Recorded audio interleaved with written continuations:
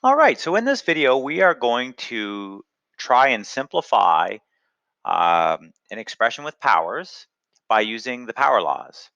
Now, as we look at this expression, it is it's very big. When you look at each piece, you realize that all three power laws are at play in this expression. And when I say all three power laws, I'm talking about the multiplying power law, the dividing power law, and the nested power law. When you get into questions where there's more than one power law at play, now you have to get a strategy together. So not only do you have to know the power laws, and we're going to quickly review those in this video, but you also have to have a strategy about which power law to try and tackle first, and then which one next, and then which one after that. So the three power laws, remember, are the multiplying power law, the dividing power law,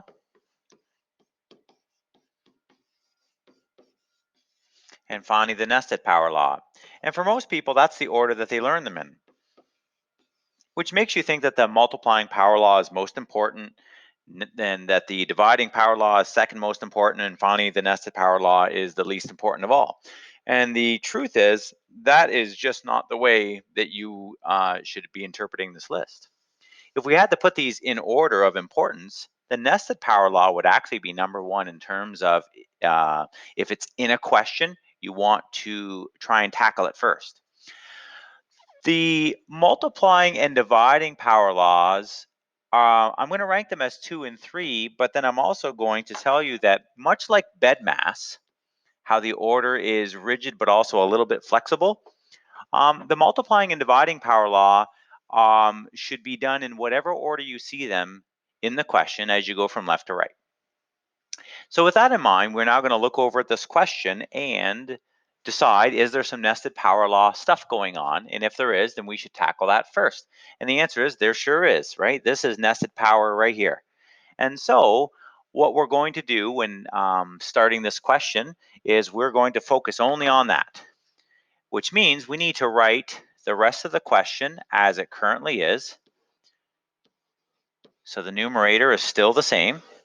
But the denominator, so the nested power law says that the base stays the same and you multiply the exponents.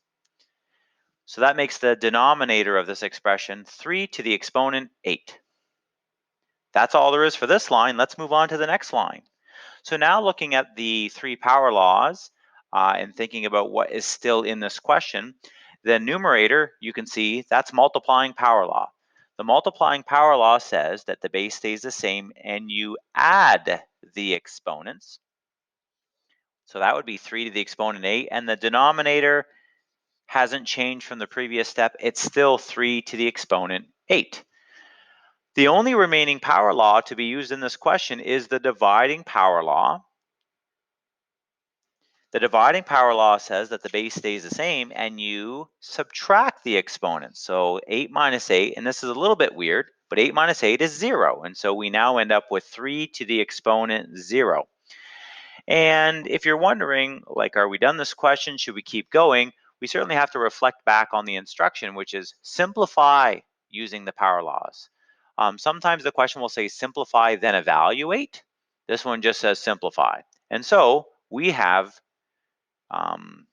did what the question asked us to do, which was to simplify or make simpler this expression involving powers using the power laws. We're now down to a single power. There's no way we could continue using power laws to make this any simpler. And so this is the end of the question. And that's the end of this video.